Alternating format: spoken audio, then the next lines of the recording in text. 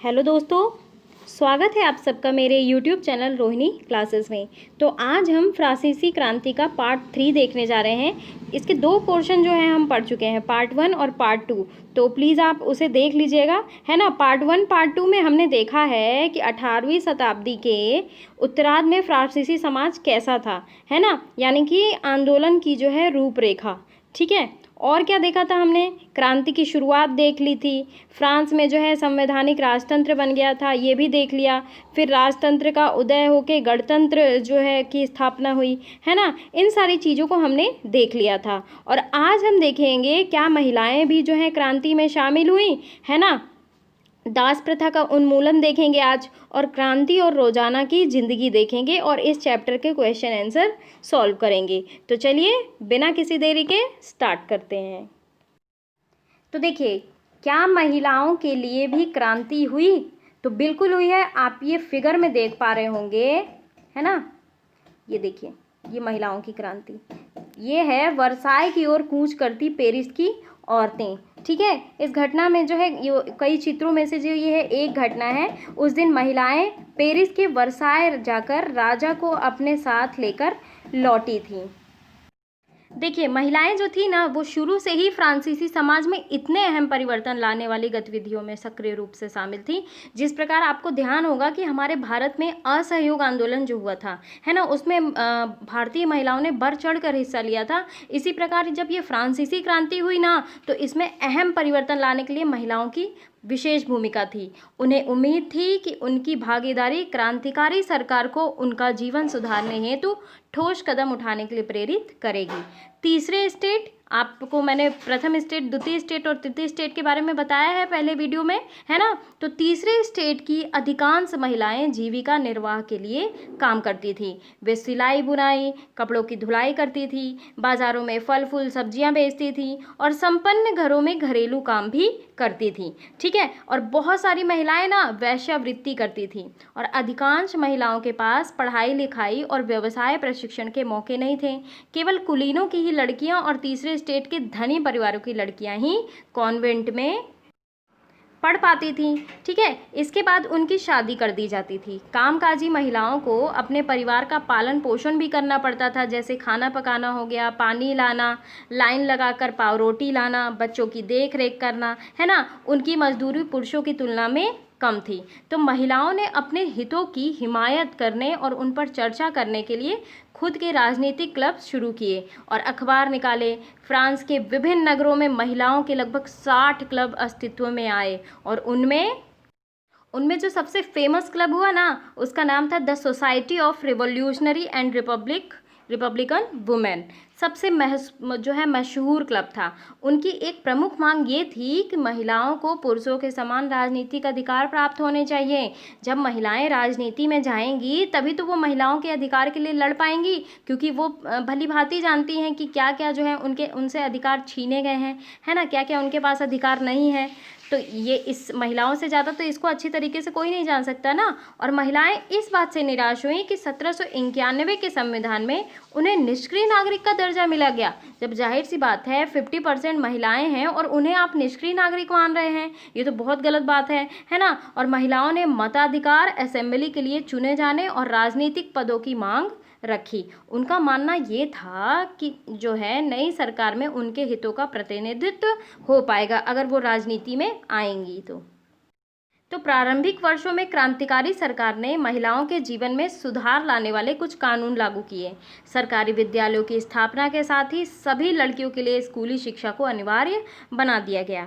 अब पिता उन्हें उनकी मर्जी के खिलाफ शादी के लिए बाध्य नहीं कर सकते थे, जो कि पहले हुआ करता था। शादी को स्वैच्छिक अनुबंध माना गया और नागरिक कानूनों के तहत उनका पंजीकरण किया जाने लगा।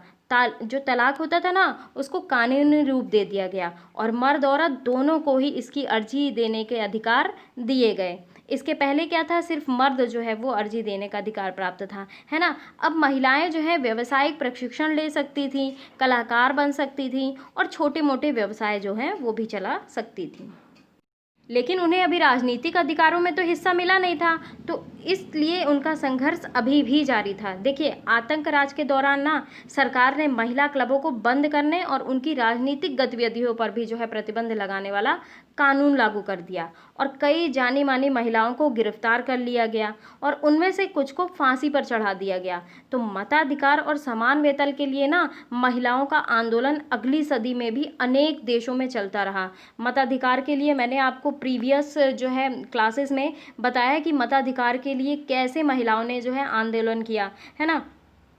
वो आप पढ़िए, बहुत अच्छा, मतलब बहुत ये पता चलेगा कि महिलाओं को जो अधिकार आज प्राप्त हुए हैं ना, ऐसे ही नहीं, इसमें बहुत सारी महिलाएं जो हैं वो बलिदान दी हैं, कई सारे संघर्ष किए हैं उन्होंने, तो आज जो है उन्हें बराबरी का हिस्सा मिला है ना। मताधिकार का संघर्ष जो है ना 19वीं सदी के अंत और 20वीं सदी के प्रारंभ तक अंतर्राष्ट्रीय मताधिकार आंदोलन के जरिए जारी रहा।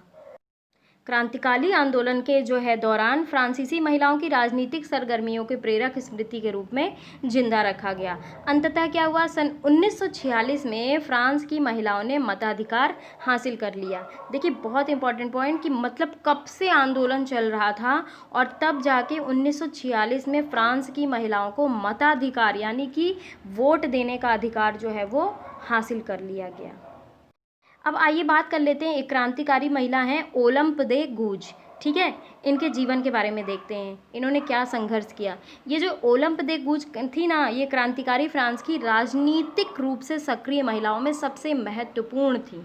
उन्होंने संविधान तथा पुरुष एवं नागरिक अधिकार घोषणा पत्र का विरोध किया। क्यों किया विरोध? क्योंकि उसमें महिलाओं को मानव मात्र के मूलभूत अधिकारों से वंचित रखा गया, है ना। और इसलिए उन्होंने 1791 में महिला एवं नागरिक अधिकार घोषणा पत्र तैयार किया, जिसे महारानी और नेशनल असेंबली के सदस्यों के पास यह मांग करते हुए भेजा गया कि इस पर कार्यवाही की जाए।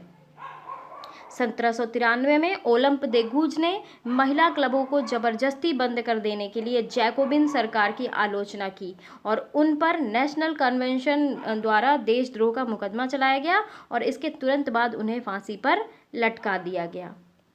ये फिगर में देख पा रहे होंगे, ये है ओलंप दे गूज, जिन्होंने जो है महिलाओं के अधिकार के लिए जो है ये फांसी पे भी इनको चढ़ा दिया गया। तो आप ये मान के चलिए कि कितनी निडर महिलाएं हुआ करती थी, आज भी हैं, नो डाउट आज भी हैं। लेकिन आप ये मानिए कि जब जो है हम अपने अगर देश की बात करें कि जब हमारा देश जो है अंग्रेज़ों द्वारा शासित था, तो महिलाओं ने जो है बहुत अच्छा प्रदर्शन किया, बहुत अच्छा, मतलब क्रांतिकारी आंदोलन में सहभागिता अपनी पूरी तरीके से निभाई।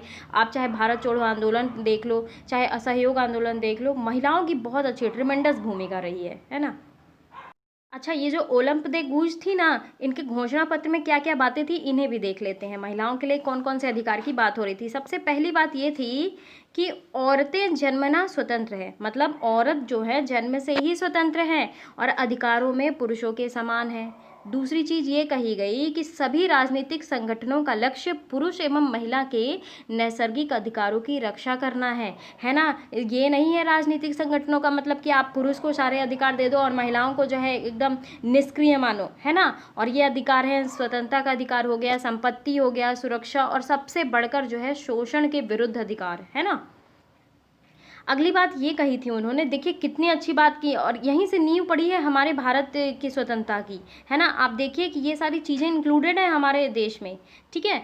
तो देखिए, समग्र संप्रभुता का स्रोत राष्ट्र में निहित है, जो पुरुष और महिलाओं के संघ के सिवाय कुछ नहीं है, ठीक है। अगली बात उन्होंने ये कही थी घोषणा पत्र में कि कानून जो है सामान्य अभिव्यक्ति होनी चाहिए। सभी महिला और पुरुष नागरिकों का या तो व्यक्तिगत रूप से या फिर प्रतिनिधियों के माध्यम से विधि निर्माण में दखल होना चाहिए, है ना। अगर पुरुषों से राय ली जा रही है तो महिलाओं से भी राय ली जाए, और यह सभी के लिए समान होना चाहिए। सभी महिला और पुरुष नागरिक यानी कि अपनी योग्यता और प्रतिभा के बल पर समान रूप से और बिना किसी भेदभाव के हर तरीके के सम्मान व सार्वजनिक पद के हकदार हैं। अगली चीज़ उन्होंने ये कही कि कोई भी महिला अपवाद नहीं है, वह विधि सम्मत प्रक्रिया द्वारा अपराधी ठहराई जा सकती हैं, गिरफ्तार और नज़रबंद भी की जा सकती हैं, लेकिन अगर उनका विधि सम्मत जो है मतलब यानी कि साबित हो जाए, है ना। पुरुषों की तरह महिलाएं भी जो है इस कठोर कानून का पालन करती हैं, ठीक है, और करें भी। अब बात करते हैं दास प्रथा के उन्मूलन, यानी कि दास प्रथा अंत कैसे होता है, इसके बारे में भी हम देख लेते हैं। तो देखिए, फ्रांस उपनिवेशों में ना दास प्रथा का उन्मूलन जो है वो जैकोबिन शासन के क्रांतिकारी सामाजिक सुधारों में से एक था। जाहिर सी बात है, जब दास प्रथा का अंत होगा तो जाहिर सी बात है सामाजिक सुधार तो होगा ही होगा, है ना। तो करेबियाई उपनिवेश मार्टिनिक, गोडेलोप और सैन डोमिंगो, जो कि तंबाकू, नील, चीनी और कॉफ़ी जैसी वस्तुओं में महत्वपूर्ण आपूर्तिकर्ता थे, अपरिचित और दूर देश जाने और काम करने के प्रति यूरोपियों की अनिच्छा का मतलब था बागानों में श्रम की कमी। और इस कमी को ना यूरोप, अफ्रीका और अमेरिका के बीच त्रिकोणीय दास व्यापार द्वारा पूरा किया गया। तो ये जो दास व्यापार है ना, इसकी शुरुआत जो हुई थी वो 17वीं शताब्दी में हुई। ठीक है, फ्रांस से सौदागर बोर्दे या नान्ते बंदरगाह से अफ्रीका तट पर जहाज ले जाते थे, और जहाँ जो है वे स्थानीय सरदारों को से जो है वो दास खरीदते थे। ठीक है, दासों को जो है दाग कर और हथकड़ियाँ डालकर अटलांटिक महासागर के पार करेबियाई देशों तक 3 माह की लंबी समुद्री यात्रा के लिए जहाज़ों में ठूस दिया जाता था। अब देखिए कि कितना शोषित रूप से जो है दासों को खरीद कर ले आया जाता था, जहाज़ों में ठूस कर 3-3 महीने तक जो है वो मतलब समुद्री यात्रा चलती थी, और इस प्रकार जो है उनका शोषण किया जाता था, और वहाँ उन्हें बागान मालिकों को बेच दिया जाता था। दास श्रम के बल पर यूरोपीय बाजारों में चीनी, कॉफ़ी और जो है नील की बढ़ती मांग को पूरा करना संभव हुआ। बोर्दे और नान्ते जो थे जैसे बंदरगाह फलते फूलते दास व्यापार के कारण ही समृद्ध नगर बन गए। अब आइए थोड़ा देख लें दास मुक्ति। ठीक है, सन 1794 के जो है आप ये ऊपर चित्र को देख पा रहे होंगे, देख लीजिए पहले भली भांति, है ना। ये जो है दासों की मुक्ति का विवरण है इसमें। ठीक है, शीर्ष पर तिरंगे बैनर का नारा है मनुष्य के अधिकार, और नीचे अभिलेख कहता है गुलामों की मुक्ति। एक फ्रांसीसी महिला अफ्रीकी एवं अमेरिकी इंडियन दासों को यूरोपीय कपड़े देकर उन्हें सभ्य बनाने की चेष्टा कर रही है। थोड़ा सा आइए बात कर लेते हैं निग्रो क्या होते हैं। तो ये निग्रो जो है ना वो अफ्रीका के सहारा रेगिस्तान में दक्षिण में रहने वाले स्थानीय लोग थे, और यह अपमानजनक शब्द जिसका अब प्रायः जो है इस्तेमाल नहीं किया जाता। ठीक है, 18वीं सदी में फ्रांस में दास प्रथा की ज़्यादा निंदा नहीं हुई। ठीक है, नेशनल असेंबली में जो है लंबी बहस हुई कि व्यक्ति के मूलभूत अधिकार उपनिवेशों में रहने वाली प्रजा सहित समस्त फ्रांसीसी प्रजा को प्रदान किए जाएं या नहीं, परंतु दास व्यापार पर निर्भर व्यापारियों के विरोध के भय से नेशनल असेंबली में कोई कानून पारित नहीं किया गया। लेकिन अंततः क्या हुआ, सन 1794 के कन्वेंशन ने जो है फ्रांसीसी उपनिवेशों में सभी दासों की मुक्ति का कानून जो है वो पारित कर दिया। पर यह कानून एक छोटी सी अवधि तक ही लागू रहा, है ना। 10 वर्ष बाद नेपोलियन जब आया ना, उसने दास प्रथा फिर से चालू कर दी। बागान मालिकों को अपने आर्थिक हित साधने के लिए अफ्रीकी निग्रो लोगों, अभी निग्रो का मैंने मतलब आपको बताया ना, तो अफ्रीकी निग्रो लोगों को गुलाम बनाने की स्वतंत्रता मिल गई, और फ्रांसीसी उपनिवेशों से जो है अंतिम रूप से दास प्रथा का उन्मूलन जो है ना वो 1848 में किया गया। तो जब पूछा जाएगा कि फ्रांसीसी उपनिवेशों से दास प्रथा का अंत कब हुआ, तो ये हुआ 1848 में। अब देखिए, अब हम बात करेंगे क्रांति और रोजाना की जिंदगी। ठीक है, देख लेते हैं ये भी। क्या राजनीति लोगों का पहनावा, उनकी बोलचाल अथवा उनके द्वारा जो है पढ़ी जाने वाली पुस्तकों को बदल सकती है? सन 1789 के बाद के वर्षों में फ्रांस के पुरुषों, महिलाओं और बच्चों के जीवन में ऐसे अनेक परिवर्तन आए। ठीक है, क्रांतिकारी सरकारों ने कानून बनाकर स्वतंत्रता एवं समानता के आदर्शों को रोजाना की जिंदगी में उतारने का प्रयास किया। बास्तील के विध्वंस के बाद सन 1789 की गर्मियों में जो सबसे महत्वपूर्ण कानून अस्तित्व में आया था ना, वो था सेंसरशिप की समाप्ति। देखिए क्या था ना कि प्राचीन राजतंत्र के अंतर्गत तमाम लिखित सामग्री और सांस्कृतिक गतिविधियां जैसे कि किताब, अखबार, नाटक को राजा के सेंसर अधिकारियों द्वारा पास किए जाने के बाद ही प्रकाशित और मंचित किया जा सकता था। लेकिन अब जो है अधिकारों के घोषणा पत्र ने भाषण एवं अभिव्यक्ति की स्वतंत्रता को नैसर्गिक अधिकार घोषित कर दिया, है ना। यानी कि अब उन्हें परमिशन नहीं लेनी पड़ेगी। तो परिणाम स्वरूप क्या हुआ, फ्रांस के शहरों में अखबारों, पर्चों, पुस्तकों एवं छपी हुई तस्वीरों की बाढ़ आ गई, और जहां से वह तेजी से गांव देहात तक जा पहुंची। उनमें फ्रांस में घट रही घटनाओं और परिवर्तनों का ब्यौरा और उन पर टिप्पणी होती थी। ठीक है, प्रेस की स्वतंत्रता का मतलब ये था कि किसी भी घटना पर परस्पर विरोधी विचार भी व्यक्त किए जा सकते थे। प्रिंट माध्यम का उपयोग करके एक पक्ष ने दूसरे पक्ष को अपने दृष्टिकोण से सहमत कराने की कोशिश की। ठीक है, नाटक, संगीत, उत्सवी जुलूसों में असंख्य लोग जाने लगे। देखिए कितने मतलब स्वतंत्रता मिली है ना। और स्वतंत्रता और न्याय के बारे में राजनीतिक और दार्शनिकों के पांडित्यपूर्ण लेखन को समझने और उससे जुड़ने का यह लोकप्रिय तरीका था। क्यों? क्योंकि किताबों को पढ़ना तो मुट्ठी भर शिक्षितों के लिए ही संभव था। अब आइए थोड़ा सा सारांश की भी बात कर लेते हैं। देखिए 1804 में आपको नेपोलियन का फिगर दिख रहा होगा, है ना। 1804 में नेपोलियन बोनापार्ट ने खुद को फ्रांस का सम्राट घोषित कर दिया। हमने प्रीवियस वीडियो में नेपोलियन के बारे में पूरी चीज़ें देखी हैं, यहाँ पे सारांश के तौर पे हम थोड़ा सा देख लेते हैं। उन्होंने पड़ोस के यूरोपीय देशों की विजय यात्रा शुरू की। पुराने राजवंशों को हटाकर उसने नए साम्राज्य बनाए और उनकी बागडोर अपने खानदान के लोगों के हाथ में दे दी। नेपोलियन खुद को ना यूरोप के आधुनिकीकरण का अग्रदूत मानता था। उसने निजी संपत्ति की सुरक्षा के कानून बनाए और दशमलव पद्धति का जो है आधारित नापतोल की एक समान प्रणाली चढ़ाई। तो शुरू में ना बहुत सारे लोगों को नेपोलियन जो है मुक्तिदाता लगता था कि यही हमें मुक्ति दिलाएगा। उससे जनता को स्वतंत्रता दिलाने की उम्मीद थी। ठीक है, पर जल्दी ही जो है उनके जो विचार थे वो खाक में मिल गए, जो वो चाह रहे थे वो मिल गए, है ना। जल्दी ही जो है उनकी सेनाओं को लोग हमलावर मानने लग गए। आखिरकार 1815 में वाटरलू में उसकी हार हुई और यूरोप के बाकी हिस्सों में मुक्ति और आधुनिक कानूनों को फैलाने वाले क्रांतिकारी उपायों का असर उसकी मृत्यु के काफ़ी समय बाद सामने आया। तो देखिए स्वतंत्रता और जनवादी अधिकारों के विचार जो है फ्रांसीसी क्रांति की सबसे महत्वपूर्ण विरासत थे।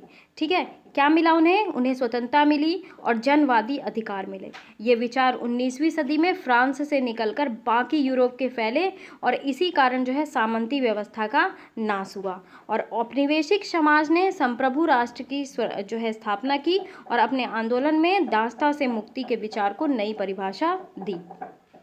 टीपू सुल्तान और राजा राम मोहन राय जो है ना क्रांतिकारी जो थे, फ्रांस में उपजे विचारों से प्रेरणा लेने वाले दो ठोस उदाहरण हैं। अब आप बात कर लीजिए थोड़ा सा राजा राम मोहन राय की। राजा राम मोहन राय जो थे ना उस समय यूरोप में फैल रहे विचारों से बहुत ज़्यादा प्रभावित थे। फ्रांसीसी क्रांति और बाद में जो है जुलाई की क्रांति ने उनकी कल्पना को नई धार दी। फ्रांस में 1830 में हुई जुलाई क्रांति के बारे में जानने के बाद वह और किसी चीज़ के बारे में बात नहीं करते थे। हालांकि एक दुर्घटना के कारण वे उन दिनों जो है लंगड़ा कर चलते थे, लेकिन इंग्लैंड जाते हुए केप टाउन में वह जिद करने लगे कि उन्हें क्रांतिकारी तिरंगे झंडे वाले युद्धपोत दिखाए जाएं। तो चलिए अब हम बात करते हैं इस चैप्टर के क्वेश्चन को। ये उतने ही महत्वपूर्ण हैं जितना कि चैप्टर। ठीक है, क्योंकि हम जब सारे चैप्टर पढ़ लेते हैं, अगर हम उसके हिसाब से अगर हम क्वेश्चन अपने थॉट निकलते हैं तो हमारा जो है लक्ष्य जो है वो पूर्ण हो गया। तो हम देखिए अब बात करते हैं क्वेश्चन की। तो सबसे पहला क्वेश्चन ये है कि फ्रांस में क्रांति की शुरुआत किन परिस्थितियों में हुई। तो देखिए ये जो फ्रांस की क्रांति की शुरुआत है ना, विभिन्न सारी परिस्थितियां थी। हमने शुरू में ही देखा था कि कुछ सामाजिक परिस्थितियां भी थी, आर्थिक परिस्थितियां भी थी। फ्रांसीसी जनसंख्या में भारी बढ़ोतरी भी इसका कारण था, दार्शनिकों का भी योगदान था, है ना, और राजनीतिक कारण भी था। ठीक है, और लुई 16वें वाला लुई जो है 16वें और उनकी रानी एंटोनेट को तो ये तो आप जानते ही, उनका विलासतापूर्ण जीवन, है ना। सामाजिक परिस्थितियों में क्या था, देखिए वहाँ पर ना सामंतवाद की प्रथा थी जो कि 3 वर्गों में विभक्त थी। हमने देख लिया था प्रथम वर्ग, द्वितीय वर्ग और तृतीय वर्ग, है ना। तो प्रथम स्टेट में कौन आते थे, ध्यान करिए, पादरी आते थे। ठीक है, दूसरे स्टेट में कुलीन और तीसरे स्टेट में व्यवसायी, व्यापारी और जो है अदालती कर्मचारी, किसान, वकील, कारीगर, भूमिहीन, मजदूर, नौकर, ये सब आते थे तृतीय स्टेट में। तो यह केवल जो था ना तृतीय स्टेट ही थे जो थे वो सभी कर देने को बाध्य थे, और जो ये पादरी और कुलीन वर्ग के लोग थे इन्हें सरकार ने जो है वो छूट प्रदान की थी, कर नहीं देना होता था इन्हें। तो सरकार को कर देने के साथ साथ ना किसानों को, चर्च को भी कर देना होता था, और यह एक अन्यायपूर्ण नीति थी। ठीक है, और इसी कारण उनके अंदर जो है वो असंतोष फैला। दूसरी है चीज आर्थिक परिस्थितियाँ। आर्थिक परिस्थितियां भी बहुत छिन्न भिन्न थी, है ना। 1774 की बात करें तो बुबू राजवंश की लुई 16वां जो है वो फ्रांस के सिंहासन पर बैठा और उसने ऑस्ट्रिया की राजकुमारी एंटोनियट से शादी की। तो सत्तारूढ़ होने के बाद ना उसे शाही खजाना खाली मिला, तो सेना के रख रखाव, दरबार का खर्च, सरकारी कार्यालयों, विश्वविद्यालयों को चलाने के लिए तो उसे पैसे तो चाहिए ना। तो नियमित खर्च से निपटने के लिए सरकार जो है कर बढ़ाने के लिए बाध्य हो गई, और कर बढ़ाई तो मतलब किसके ऊपर प्रेशर बना? तृतीय स्टेट के ऊपर, है ना। तीसरी चीज़ ये है ना कि फ्रांसीसी जनसंख्या में भारी बढ़ोतरी जो है, इसके कारण खाद्य की मांग भी बढ़ गई। जैसे आप सभी को पता है पाव रोटी वाला मामला, पाव रोटी की कीमतें बढ़ गईं। तो बढ़ती कीमतों और अपर्याप्त मजदूरी के कारण अधिकतर जनसंख्या जो है जीविका के आधारभूत साधन का ही वहन नहीं कर सकती थी। अब भाई आप एक आम आदमी की बात कर लीजिए, जब आप खाने की चीज़ों के दाम बढ़ा दोगे तो उसका जीवन तो संकट में आ जाएगा ना, है ना। तो यही चीज़ था। और अब बताइए, अब एक और बात है, दार्शनिकों का योगदान। तो दार्शनिकों का योगदान भी था इस क्रांतिकारी में, है ना। उनके विचार आपने जो है रूसो वगैरह को देखा होगा, जॉन लॉक के विचार मैंने बताए हैं चैप्टर में। राजनीतिक कारण भी थे। राजनीतिक कारण क्या थे कि तृतीय स्टेट के जो लोग थे ना वो जो है नेतृत्व को स्वयं को राष्ट्रीय सभा घोषित कर दिया और शपथ ली कि जब तक वे सम्राट के शक्तियों को सीमित करने में और अन्यायपूर्ण विशेषाधिकारों वाली सामंतवादी प्रथा को समाप्त नहीं कर देते हैं तब तक वो चैन नहीं लेंगे, है ना, और सभा को भंग नहीं करेंगे। तो ये चीज़ थी। और जो है सम्राट और उनकी रानी का विलासतापूर्ण जीवन और खर्चीला तमाम तौर तरीके, है ना, ये सब जो है ये फ्रांस की क्रांति के शुरुआती कारण थे। अगला क्वेश्चन है, फ्रांसीसी समाज के किन तबकों को क्रांति का फायदा मिला और कौन से समूह सत्ता छोड़ने के लिए मजबूर हो गए? क्रांति के नतीजों से समाज के किन समूहों को निराशा होगी? तो देखिए, ये जो फ्रांस के तृतीय स्टेट के जो व्यक्ति थे ना, वे जो है जैसे धनी, जो कुछ तो इसमें धनी व्यक्ति थे, जो तृतीय स्टेट के धनी वर्ग थे, इनको जो है फ्रांसीसी क्रांति से सर्वाधिक लाभ हुआ। देखिए क्या हुआ ना, इन समूहों में किसान थे, मजदूर थे, छोटे अधिकारीगण थे, वकील, अध्यापक, डॉक्टर, व्यवसायी शामिल थे। और पहले इन्हें सभी कर अदा करना पड़ते थे, ठीक है। और पादरियों और कुलीन को जो है कुछ नहीं, कोई कर नहीं देना होता था। तो पादरियों और कुलीन को शक्ति त्यागने पर बाध्य होना पड़ा और उन्हें भी विशेषाधिकार उनसे छीन लिए गए। समाज से जो है अपेक्षाकृत निर्धन वर्गों और महिलाओं की क्रांति के परिणाम से निराशा हुई होगी, क्योंकि क्रांति के बाद समानता की प्रतिज्ञा पूर्ण रूप से फलीभूत नहीं हुई। अगला क्वेश्चन देखेंगे, 19वीं सदी और 20वीं सदी की दुनिया के लिए फ्रांसीसी क्रांति कौन सी विरासत छोड़ गई? देखिए ऐसी बहुत सारी विरासतें हैं जो वो है छोड़ गई। पहली बात कि ये फ्रांसीसी क्रांति जो है ना वो मानव इतिहास की महत्वपूर्ण घटनाओं में से एक है, ठीक है। दूसरी चीज़ ये है कि यह पहला ऐसा राष्ट्रीय आंदोलन था जिसमें आज़ादी, समानता, भाईचारे जैसे विचारों को अपनाया गया, ठीक है। और 19वीं और 20वीं सदी के प्रत्येक देश के लोगों के लिए ये विचार आधारभूत सिद्धांत बना, हमारे भारत के लिए भी इवन, है ना। तीसरी चीज़ कि इसने ना यूरोप के लगभग सभी देशों, ठीक है, और दक्षिण अमेरिका के प्रत्येक क्रांतिकारियों को आंदोलन करने के लिए प्रेरित किया। और क्या है, इनसे कौन प्रभावित हुआ? हमारे देश के राजा राम मोहन राय जैसे नेता फ्रांस की क्रांति से बहुत ज़्यादा प्रभावित हुए, है ना। और क्या है, इसमें जो है इस क्रांति ने जनता की आवाज़ को जो है ऐसा दैवीय अधिकार की धारणा दी ना, सामंती जो है विशेषाधिकार समाप्त कर गया।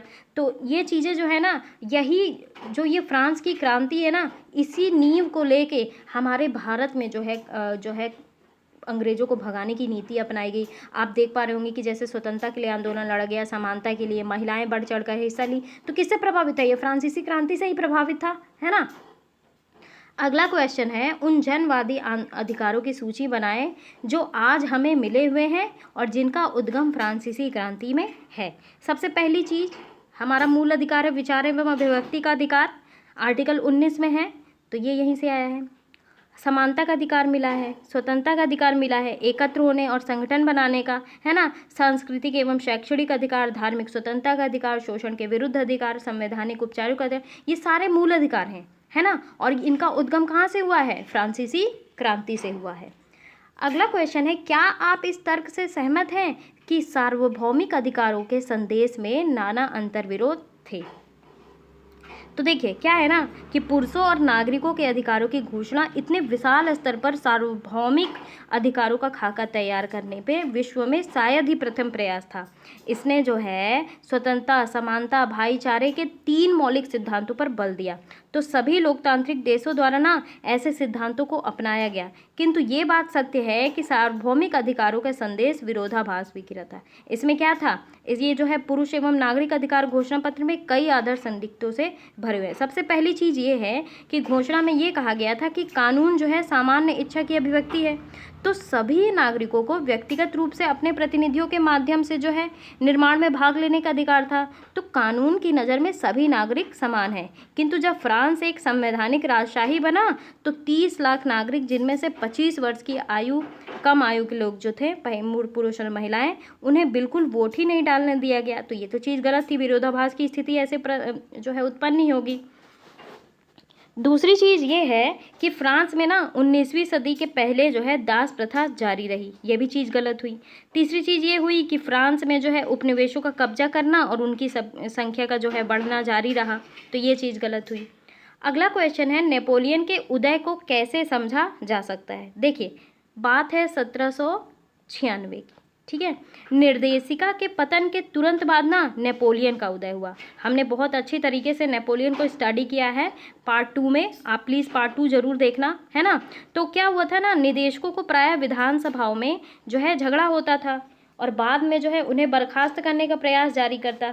तो निर्देशिका जो है राजनैतिक रूप से अत्यधिक अस्थिर थी, ठीक है। और नेपोलियन सैन्य तानाशाह के रूप में सत्तारूढ़ हुआ और 1804 में नेपोलियन बोनापार्ट ने स्वयं को फ्रांस का सम्राट बन गया, है ना। और जो है पड़ोसी यूरोपीय देशों को विजय करने निकल पड़ा, राजवंशों को हटाया और साम्राज्य को जो है साम्राज्यवाद को जन्म दिया। उसने जो है निजी संपत्ति की सुरक्षा जैसे जो है कई कानून बनाए, दशमलव प्रणाली आधारित नापतोल की पद्धति भी शुरू की और उसकी जो है 1815 में वाटरलू में उसकी हार हुई। तो चलिए यहीं समाप्त होता है ये वीडियो, और कैसा लगा मेरा ये वीडियो ज़रूर आप मुझे कमेंट बॉक्स में बताएं। चैनल को सब्सक्राइब कर लीजिए, लाइक कर लीजिए और कमेंट करना बिल्कुल भी ना भूलें। Thank you very much.